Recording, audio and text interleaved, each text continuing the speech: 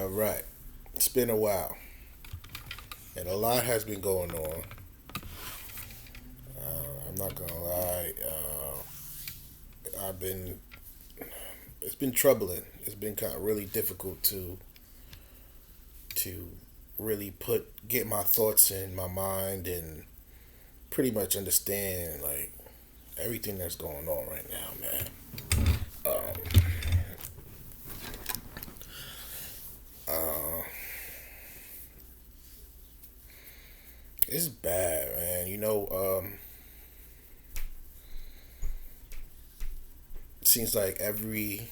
It seems like every day a new a new case of a black man is gunned down, is killed. Now I'm hearing about hangings. Uh, I have to say that uh, the fact that we've also lost some sisters, black women, Sandra Bland and Breonna Taylor, and I know I'm missing a few. It doesn't make that situation any better. And actually, you kind of just wish that that wasn't even true. That this poor girl was actually home in her bed sleep, and she was killed in her home. I've been trying to process this for a very, very, very long time. It's yeah, it's. I was watching to hear Moore's zooming with homies. Um, if you guys didn't catch it, I would advise you guys catch this YouTube video by Tahir Moore, Tahir, last name Moore, and he had Leslie Jones on there. He had dude by the name of comedian Ron, I believe, Rob or one of them too. He had Tony Baker and he had Kevin on stage. Like they got on the topic and it was just you look at everything going on and you it's just a rough time, man. You really don't know really how do you supposed to feel about it, you know? And this is not this time is so unfortunate. I mean, and then we have this pandemic of the virus that shut pretty much everything down, and children are not able to go to school, and people are just over 30 million people are like unemployed, file for unemployment. That's people who file for unemployment. So we don't even know the real number of how many people are actually unemployed. So, um, as a minority and as a black man,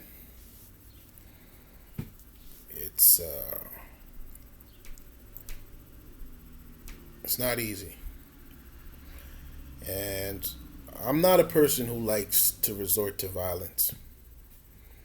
Um, if anyone ever has ever if you've ever if you were ever involved in violence, if you were ever a person whose blood boiled and had to have this kind of demeanor, um, um, way of life, you don't like that because you know where it could go, or you've seen where it can go, and it's not a good feeling. On the other side, I understand the frustration of the people, and it's hard for me to sit there and tell people like let's not fight and throw and harm because I mean if you're it's survival. People are people want to live. People are fighting for their life now. People are fighting for their life now. So now I can't really say don't do or try to compose yourself because now people are fighting for their lives and it's very very very very difficult. And me being who I am and how I look, it's difficult too to walk outside and not already have in your mind that will this be the day, your turn? Will this be your turn where you run across the law enforcement and it happens? And we sit here and you kind of look at it and it's like, is that the worst that can happen? I mean, am is death the worst that can happen to me, where I walk out and you know, you know, police officers or white supremacists or anybody just comes and just kills me because of the color of my skin and it's like I'm unarmed. I wasn't posing any threat. It was just it happened, and for whatever reason, like is that the worst? Because I've seen it more than I should be able to see it. I've seen it more than I should been able to see that, and then that justice doesn't happen. So it's like the spiritual warfare, and it's like I don't even know uh, how to even go about anything because I know that fellow, I guess we would say white folks. I know there are fellow white folks who are allies, and when they see me, how do they feel? Are they gonna feel sorry? Do they feel a guilt of the barbaric attitudes and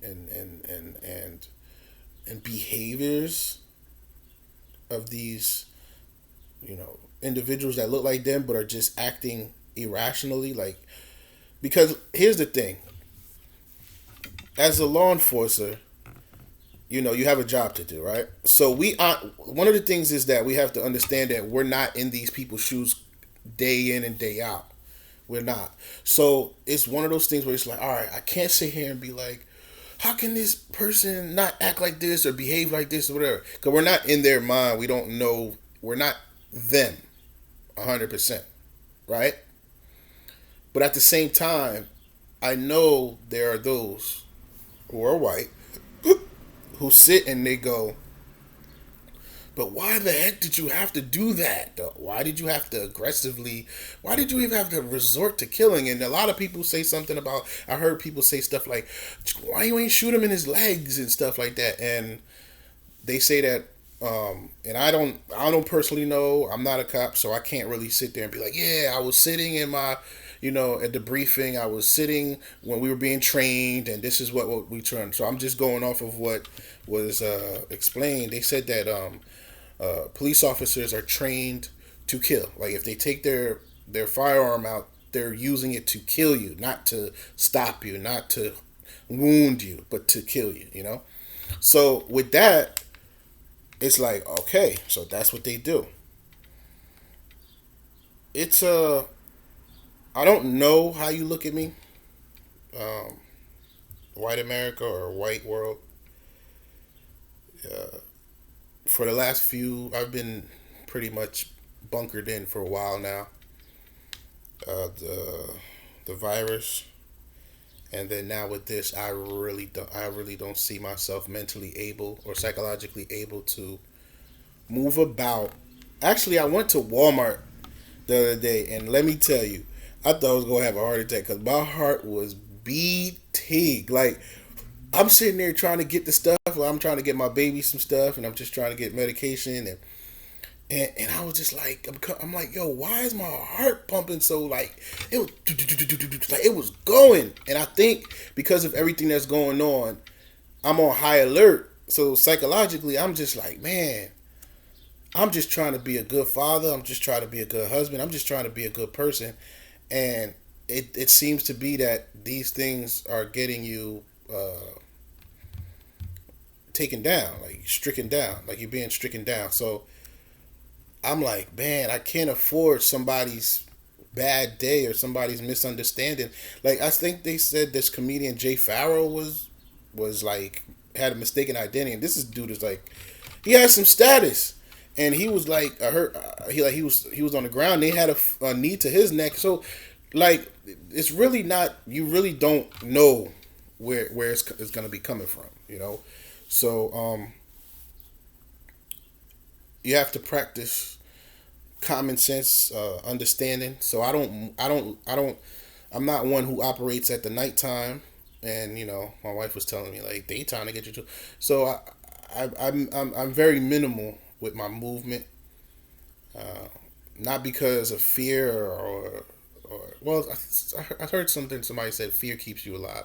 So like it's not because I'm scared. It's because I have to calculate and I have to understand what time we are in right now. Like I would be a fool to just be like, man, whatever. Like we in a high alert. Like if you guys remember back when we had the 9/11 had occurred and they would have the country and they would put in like either certain colors like green was fine and then it was like I think it was like yellow, orange, and something, and then like red was like worse, like the worst of like the like red was like basically if you don't have to go anywhere, don't go because we might be bombed. Like I'm at whatever's after red, you know. Like I can't like we like this time we are in is a very sensitive, very uh uh we have to be very careful. It's an emergency. We as black folks have to operate in emergency like form. We can't be lackluster. We can't be chilling. We can't just be, you know, sitting around or just, you know,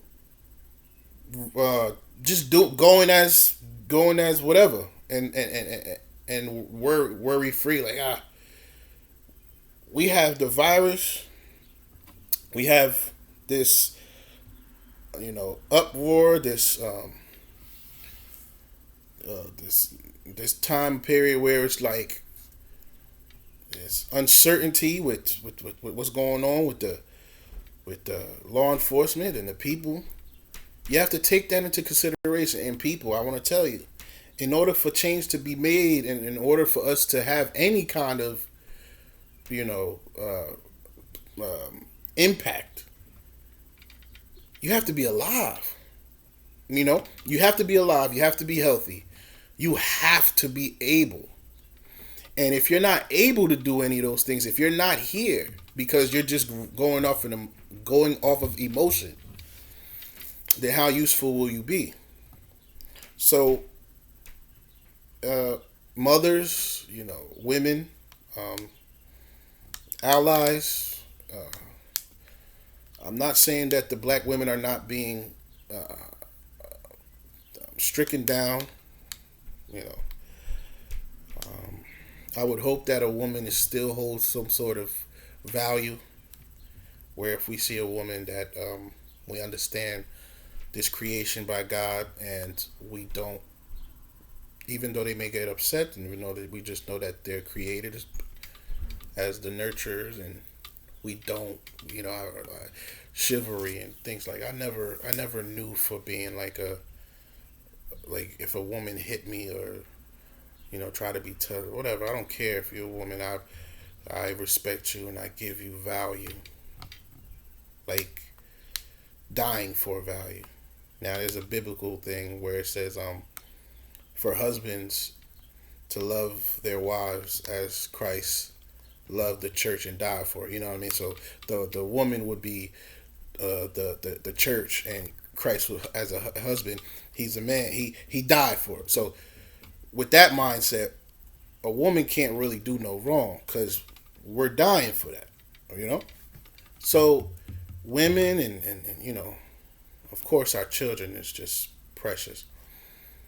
and then our allies of other race, like white, I would have to say. Um,